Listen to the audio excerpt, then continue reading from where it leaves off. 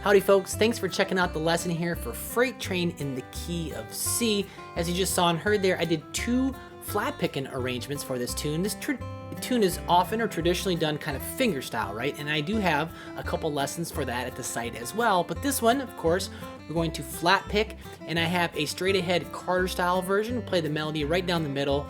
And then the second time through is certainly more of an intermediate to an advanced arrangement. We're gonna have lots of cross picking, hammer-ons, slides, and eighth note runs. I'm gonna go ahead and start breaking down that first arrangement right now. I'll bring the camera on in. If you wanna access the full-length version and download all the lesson materials, the tabs, the audio tracks, and access Sound Slice, click the link in the description to learn how.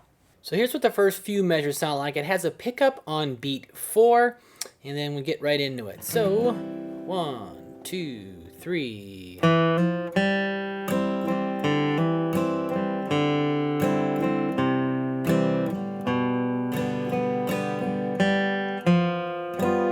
Just a little bit there.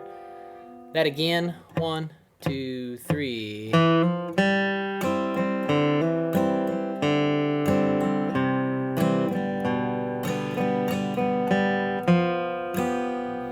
as you see there, you know, very straight ahead, playing into that Carter style, and everything kind of sits within the chord. And I pick up on beat 4, 2 to 3 hammer on the D string there. You know, you could pluck it as well.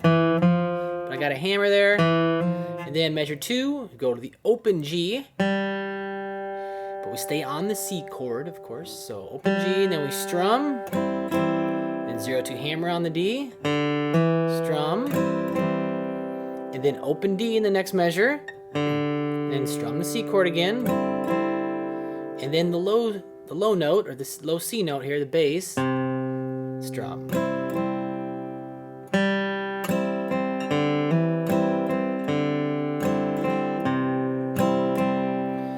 In measure 4, we go to the G chord. The melody is going to be on the B note here, this lower register.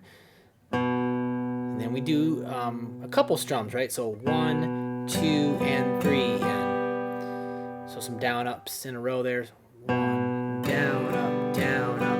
And then we play the open G. And I'm just going to be fingering my G chords kind of partial, right? I probably won't be having my finger on the bass note there, although you could. But I think my tendency is just to finger those 2 strings right there. So those 4 measures, one more time in context. So 1, 2, 3.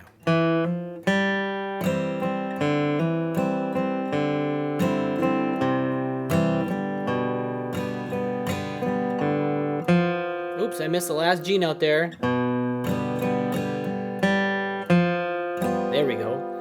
All right, then moving on here. Measure 5, 6, 7, and 8. It sounds like this. All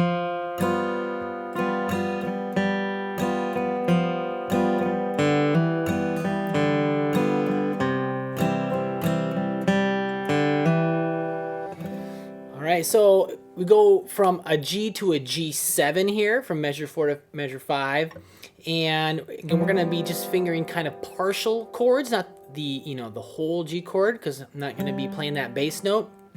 So measure 5, go to the 3rd fret on the D, and then I put my first finger on the 1st fret of the high E, and just those 4 strings make a G7, and I'm just gonna play the melody note and then strum through the measure. So 1, 2, 3, and 4. So a little bit of a syncopated strum, but a very common strumming pattern.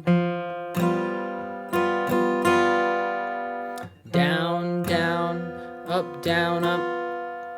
And then the next measure, open G, strum, D string, 3rd fret, strum, 0 2 hammer on the D, strum, open D, strum. So that's all over a G7. So there's 4 bars total of G, but yes, G7 over these last 3.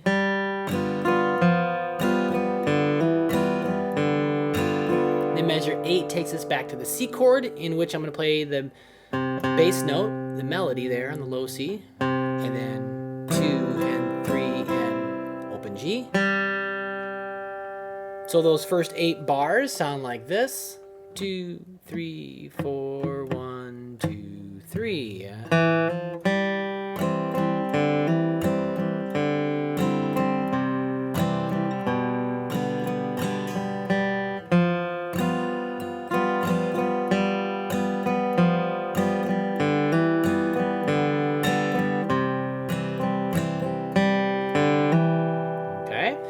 And moving on here, the next few, they sound like this. Okay,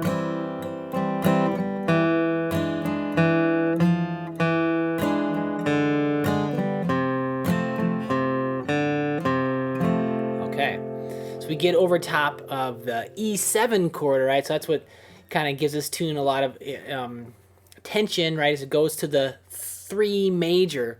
A lot of times in the key of C, the 3 is minor, E minor, but here we go to the 3 major, major 7, and the dominant 7, so E7, and it really sounds great. So, but measure 9 here, we finish on the C chord with the 0-2 hammer on the D, and this is certainly a melody note here. And then we finish up with the same strumming pattern we did in measure 5. So 1 and 2 and 3. I'm sorry, 1 and 2, 3 and 4 and. Again, it's got that tie in there, a little bit of a syncopated, but yet common strumming pattern. And here we go to our E7. Now watch how I finger it. Second finger on the 2nd fret D, first finger on the 1st fret G, and then the pinky on the 3rd fret B. That's the 7th of B right there, a D natural. So I'm going to play this E note, that's where the melody is. And I strum, and then 2 again, and then 3 on the D, then back to 2, strum, open D here. Okay, it might sound a little weird or dissonant, real slow with that open D, but it goes by kind of just, you know, it goes by quick enough where you don't really notice it, just blends in.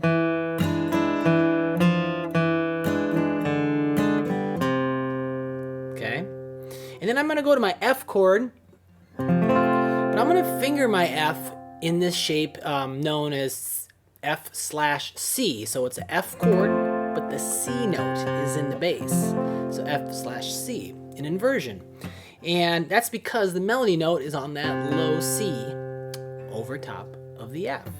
So play the 3rd fret A, and I strum, then 3rd fret A again, then open D. So I gotta kind of come off there of the chord, or at least my pinky, but probably my 3rd and 4th finger will probably come off there.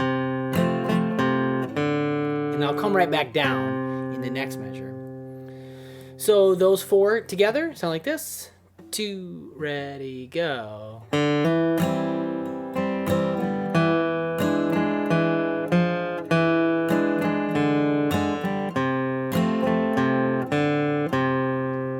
Okay, move on when you're ready. All right, thanks for checking out the first half of this lesson.